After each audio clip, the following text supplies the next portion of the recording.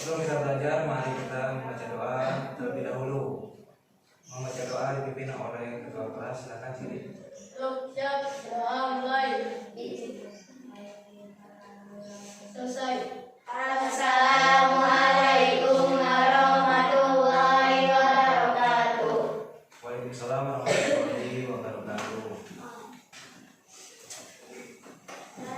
Apa kabar hari ini anak-anak?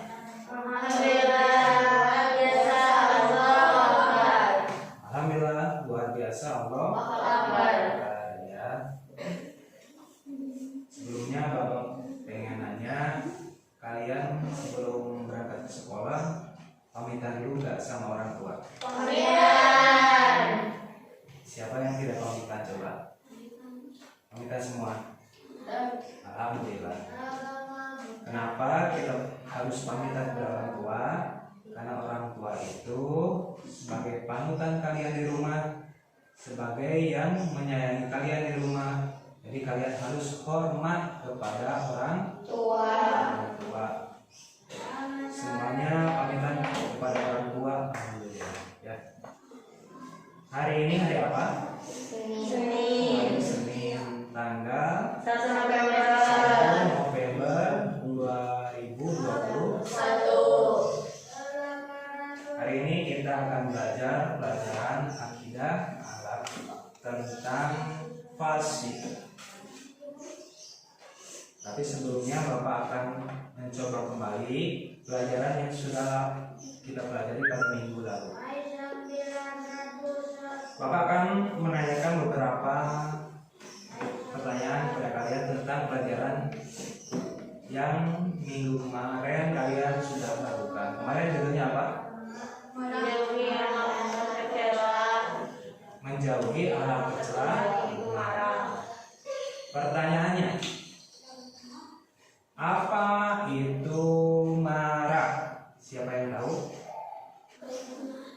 Angkatkan tangan kalian.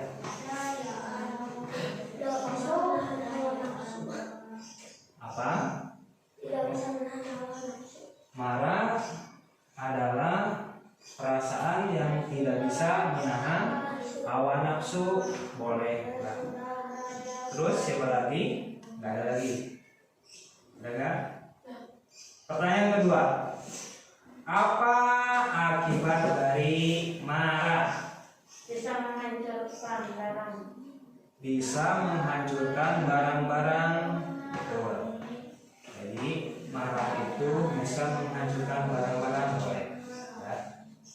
Sedikit penjelasan dari Bapak. Marah itu luapan dalam hati karena sesuatu hal yang bisa menyakitkan hati. Ya. Akibat marah banyak ya. Satu, menghancurkan sesuatu. Betul. Tidak mengundang ridho Allah Subhanahu wa Ta'ala. Bisa menghancurkan persahabatan atau persaudaraan, yaitu sifat marah. Kita sekarang memasuki pelajaran selanjutnya, yaitu pelajaran akhir akhlak kelas 6 dengan tema menjauhi akhlak tercela fasik.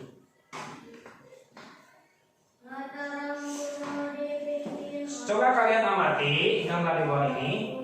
Gambar apakah ini? Gambar apa? Orang yang main game. Boleh. Ada yang lain nggak? Tuh lihat. Ada yang lain? Orang yang main HP. Boleh. Yang lain lagi? Nggak ada? Sudah? Ya. Ya benar, ini adalah orang yang sedang asik bermain HP. Terkadang orang yang bermain HP berlebihan dapat melupakan kewajiban beribadah kepada Allah. Mereka lupa waktu sehingga kewajiban-kewajiban mereka sebagai hamba Allah diabaikan. Kalian pernah bermain HP sampai keterlaluan, sampai larut malam? Pernah enggak? Pernah.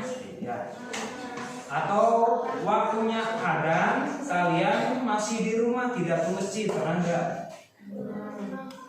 Kalian sering bermain HP apa di dalam HP?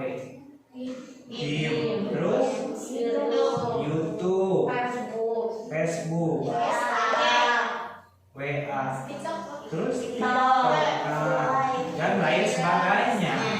Nah, kalau kita tidak bisa memanfaatkan teknologi sekarang, jatuhnya kita bisa sengsara atau menyengsarakan diri sendiri. Karena HP ini kalau tidak dipakai dengan baik bisa berakibat buruk kepada kita. Ada positif dan negatifnya. Positifnya HP ini kalau dipakai dengan benar, ya, kita bisa mempunyai ilmu dari HP ini. Tapi kalau dipakai negatif bisa merusak. Contoh, kalau kita main game sampai larut malam, itu bisa merusak mata dan pikiran kita. Belajar pun tidak fokus, mikirkan HP aja tiap hari. Bapak menerangkan, tapi kalian pikirannya ke rumah, ya. Bapak menerangkan, kalian pikirannya main game di rumah, ya. Itu akibat dari kebanyakan main HP. Itu negatifnya. Pengertian pasif. Sekarang kita memasuki materinya, yaitu pasif. Menurut bahasa, kata pasif dalam bahasa Arab berasal dari kata fasako yapsiku fiskon, fusukon, artinya keluar atau menyimpang dari perintah Allah Subhanahu wa Ta'ala. Contoh perbuatan yang menyimpang yaitu ketika kita sholat, waktunya sholat berjamaah, kita di rumah aja asik tidur atau seperti tadi bermain HP. Contoh lain ada nggak perbuatan yang menyimpang dari perintah Allah? Coba ada yang bisa nggak? Contoh lain. Kalau kita berpuasa, misalnya puasa Ramadan, ya, kita berbuka bukan pada waktunya, atau disebut godin. Nah, itu lalai atau menyimpang dari perintah Allah Subhanahu wa Ta'ala. Ada satu cerita sahabat Nabi Muhammad SAW yang bernama Sa'labah. Sa'labah itu orangnya rajin ke masjid, sholat 5 waktu dia tepat waktu, tidak pernah lalai dari sholat. Suatu ketika Sa'labah meminta kepada Rasulullah untuk diberikan kekayaan, karena pada waktu itu Sa'labah adalah orang yang miskin tapi taat beragama. Bahkan ketika Rasulullah itu sholat, kemudian setelahnya sholat dia langsung keluar. Rasulullah mengejar Sa'labah, menanyakan, mau kemana kamu Sa'labah?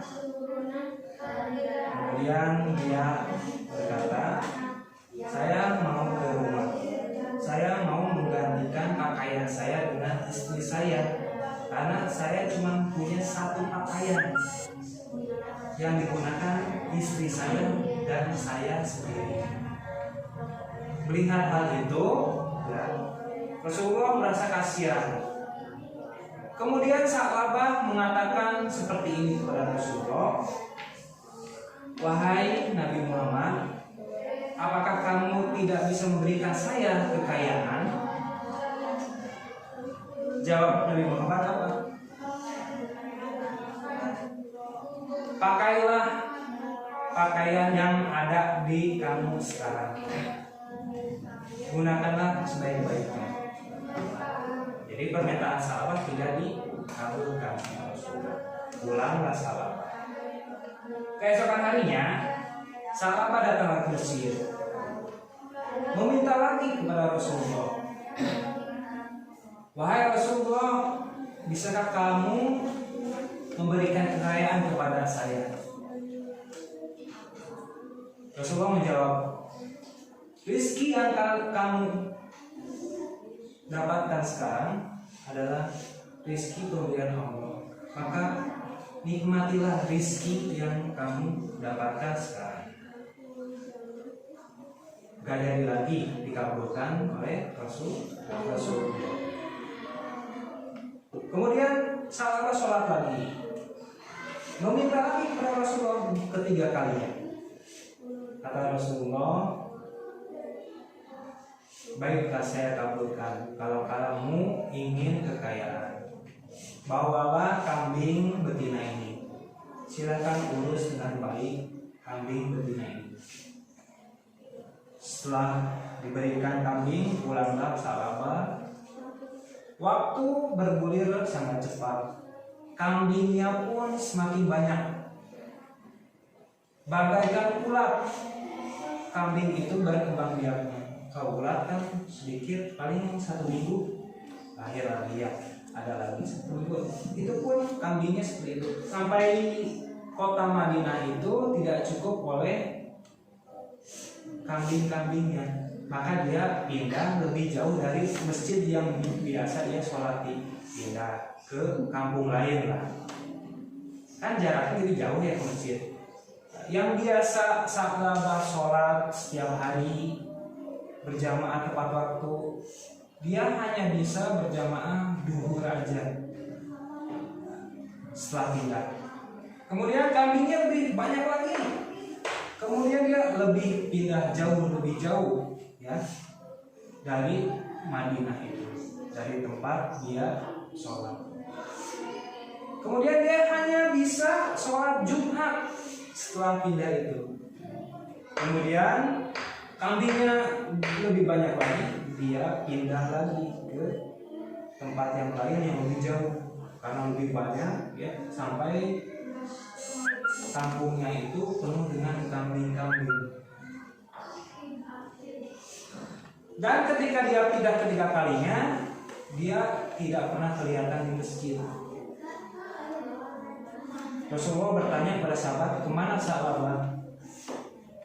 Dan sahabat-sahabat jawab bahwasanya sahabat mengurusi kambing-kambingnya yang banyak.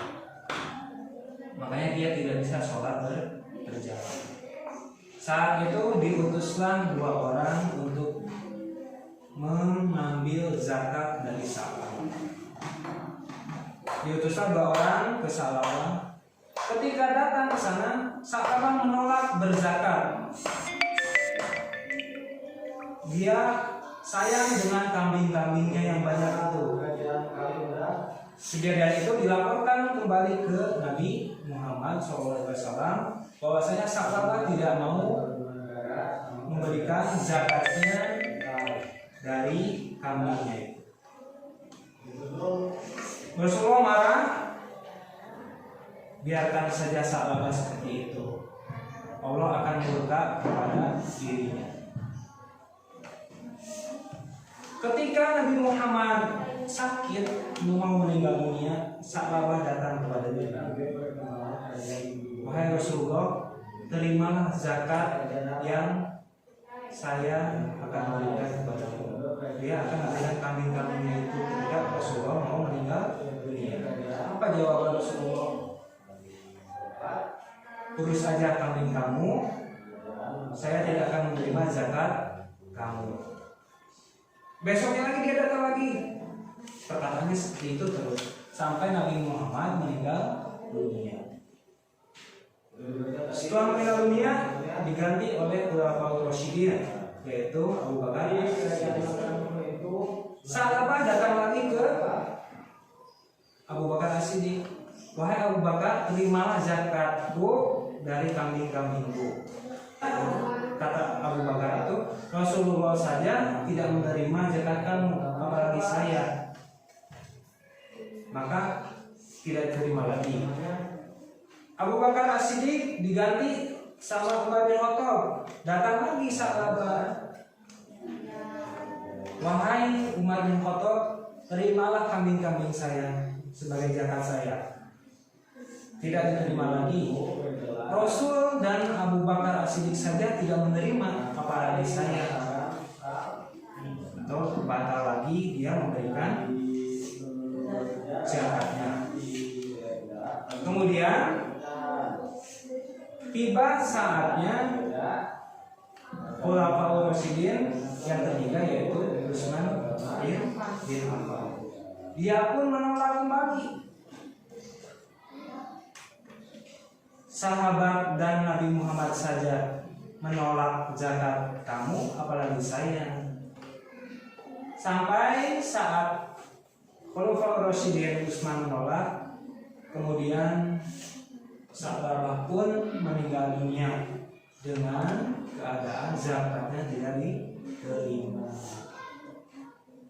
Dari cerita tadi kita ambil kesimpulan ya, bahwasanya kalau kita mendapat rezeki itu jangan ditunda-tunda, karena harta yang kita miliki, harta yang kita punya itu semuanya akan dipertanggungjawabkan di sisi Allah Subhanahu wa Ta'ala. Ini juga sebagai pelajaran dari materi pasif, lalai dari perintah Allah, yaitu mengerjakan zakat. Itu kisah Sa'labah yang harus kita teladani dan kita jauhkan dari sifat kita. Larangan pasif, ya, Allah Subhanahu wa Ta'ala berfirman, Bismillahirrahmanirrahim, ya ayyuhalladzina amanu in ja'akum fasiqun binaba'in fatabayyanu an tusibu qauman bijahalati fatusbihu ala ma fa'altum nadimin. Artinya, wahai orang-orang yang beriman, jika datang kepada kamu seorang fasik membawa sesuatu berita, maka selidikilah untuk menentukan kebenarannya, supaya kamu tidak menimpakan sesuatu kaum dengan perkara yang tidak diinginkan dengan sebab penjahilian kamu, sehingga menjadikan kamu menyesali apa yang kamu telah lakukan. Jadi kalau ada orang fasik datang, orang yang selalu lalai dalam beribadah, kalian jangan percaya aja, jangan mudah percaya, harus diselidiki dulu. Sekarang ada preman berbicara kepada suatu kampung bahwasanya di sana ada kejadian ini. Jangan dulu percaya, itu bisa mengundang nandungan, yaitu adu domba. Bisa saja dia mengadu domba kepada kampung lain seperti ini, kampung ini mas seperti ini, jadi nanti bisa berselisih paham dua kampung, nanti bisa tawuran atau bagaimana. Akibat pasif tidak dipercaya oleh manusia. Allah tidak akan memberikan petunjuk kepada orang-orang yang fasik. Wallahu la yahdil qaumal fasiqin. Kemudian terancam masuk neraka. Jadi sudah ditetapkan oleh Allah bahwa orang yang lalai dari ibadah atau orang yang fasik itu terancam masuk neraka karena dia berbuat dosa, ya, menjauhkan ibadahnya dari Allah Subhanahu wa Ta'ala. Cara menghindari pasif, kembali kepada kitab suci Al-Quran. Kalau kita pengen menilai seseorang, berarti kita harus membaca dulu atau mengkaji dulu Al-Quran. Yang kedua, berperilaku sesuai aturan agama. Jadi kalau waktunya sholat, harus waktunya zakat, harus zakat. Atau kalau kita mempunyai kelebihan rezeki, boleh disedekahkan kepada siapa aja sebelum kalian meninggal dunia. Soalnya kalau sudah meninggal dunia tidak bisa melakukan apa-apa. Hanya 3 perkara yang Allah pertanyakan yang bisa kalian masih kerjakan di dunia ini. 1. Amal jariah. Amal jariah itu amal yang tidak terputus. Kalau kalian menyumbang misalkan ke sekolah, ke masjid, itu namanya amal jariah. Dipakaikan sama kalian, sama adik-adik kalian di sekolah di sini misalkan. Yang kedua yaitu ilmu yang bermanfaat. Kalian belajar di sekolah, dapat ilmu, nanti sudah besar jangan dihilangkan. Misalnya kalian jadi guru, diamalkan kembali. Ya. Yang ketiga yaitu anak yang doa, anak yang doa. Kalau kalian sudah besar punya anak, bimbing dia untuk mendoakan kalian menjadi orang yang dekat dengan Allah. Nah, dari kita telah selesai. Terima kasih. Wassalamualaikum warahmatullahi wabarakatuh. Ya, di sini materi kita telah selesai. Bapak ambil kesimpulan bahwasanya pasif itu merupakan perbuatan melalaikan perintah Allah Subhanahu wa Ta'ala. Akibat pasif bisa menimbulkan murka Allah dan mendekatkan kepada neraka jahanam. Mengerti? Sekarang waktunya diskusi. Kalian silakan diskusikan materi tentang pasif ini.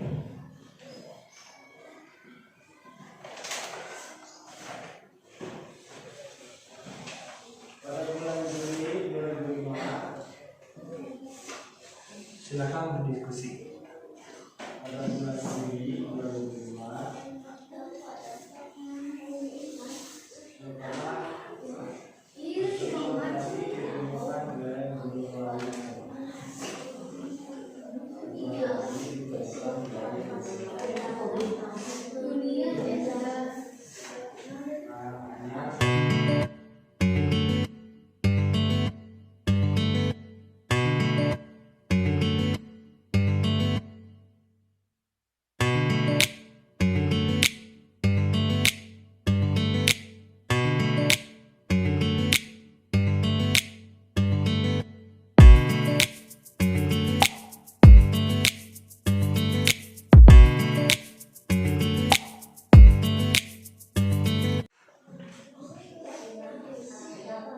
waktu diskusi sudah selesai.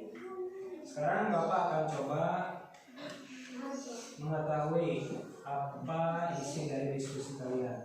Kelompok 1, siapa yang mau ke depan? Sini. Maulana silakan. Sini.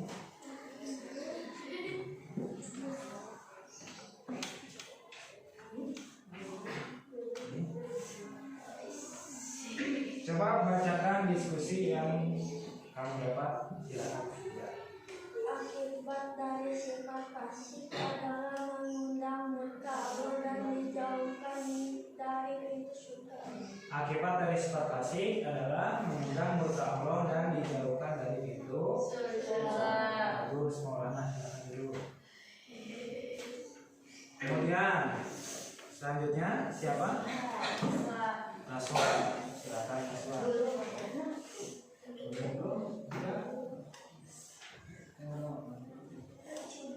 adalah perbuatan yang melalaikan perintah Allah Subhanahu wa Ta'ala. Fasik adalah perbuatan yang melalaikan perintah Allah Subhanahu Wa Ta'ala. Ya, bagus ya. Ada lagi yang mau maju? Sudah. Ya. Anda isi dari diskusi kalian semuanya bagus-bagus ya. Setelah diskusi Bapak akan membagikan LKPD silakan nanti dikerjakan.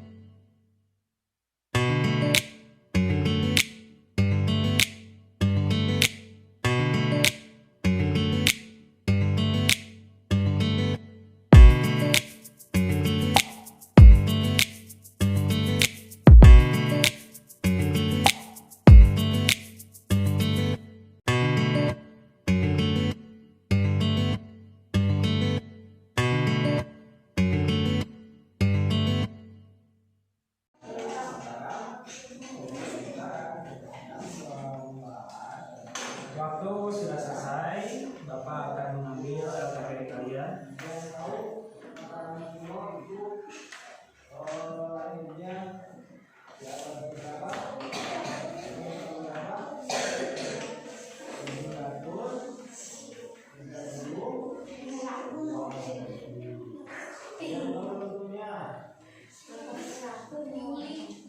Sambil Bapak menilai, silakan kalian diskusikan kembali pelajaran tentang pasif.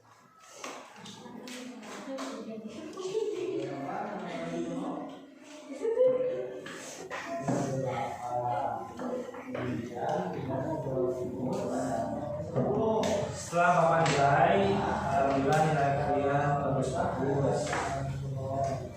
Ada yang 70, ada yang 80, ada yang 95. Gila, semuanya bagus-bagus ya. Kembangkan, tambahkan lagi semangat belajar kalian supaya nilai kalian lebih tinggi lagi ya.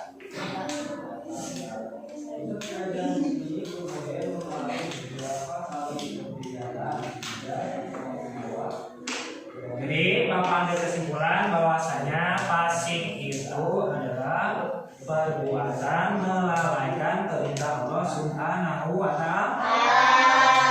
Akibat dari pasif banyak, yaitu mengundang murka